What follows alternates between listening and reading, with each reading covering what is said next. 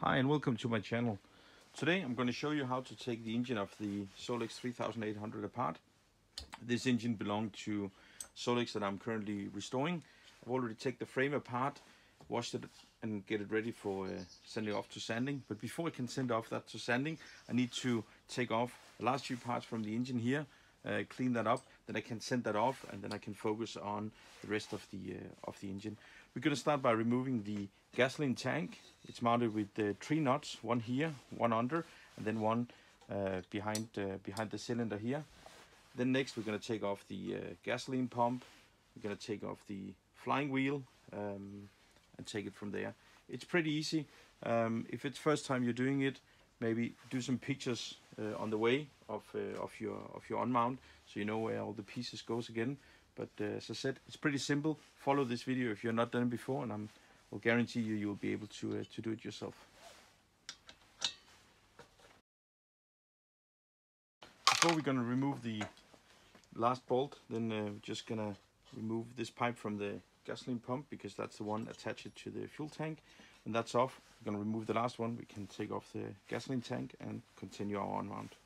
This one is a size 9, and they can be a little bit fragile, these ones, so don't use a lot of force on them.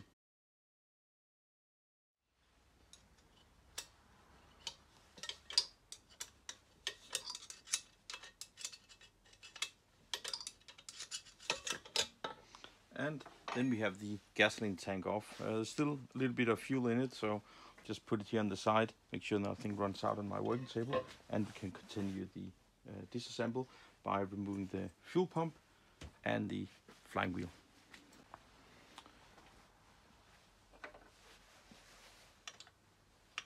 Next up is the fuel pump.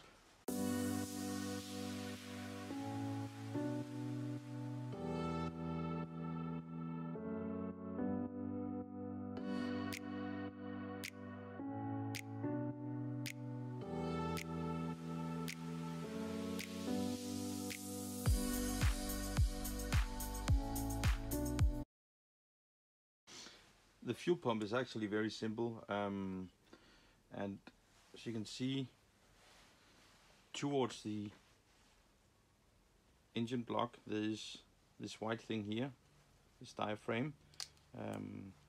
To remove the magnetic flying wheel here, we actually need to start here, because we need to block this one from being able to turn around. So I'm going to remove this one here, and then we can block it with a pin like this to avoid that the flying wheel can turn around. So let's just see.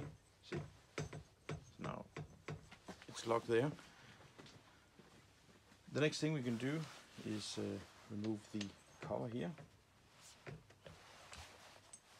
should be fairly easy, and then should get this out. Let's see. Wow, that was not what I expected in here. So somebody have replaced the bolt in here, so I need to find a bigger key.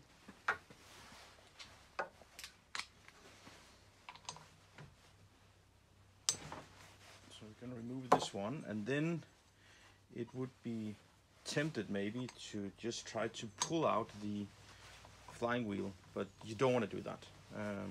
If you manage to pull it out like that, you will definitely have damaged it, and that's not what we want to do here. So for the next thing, you actually need a little special tools.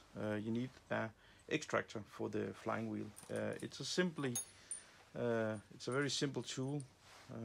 Consists of a few bolts here, and a plate. I'm gonna turn this one, and now lock the wheel, and then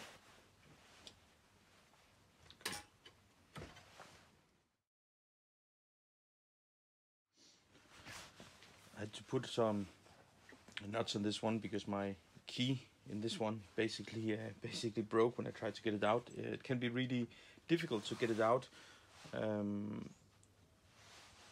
Might have to use a little bit of force, and as soon as this one slips, it's gonna say a little noise. Sounds like things are cracked. In fact, they are not. but it sounds like that. So most important is this one is straight. Let's just try again, see if we can get this one off without breaking anything. And there we go, went off. We can remove this one again, pull out the magnetic flying wheel, and everything's good.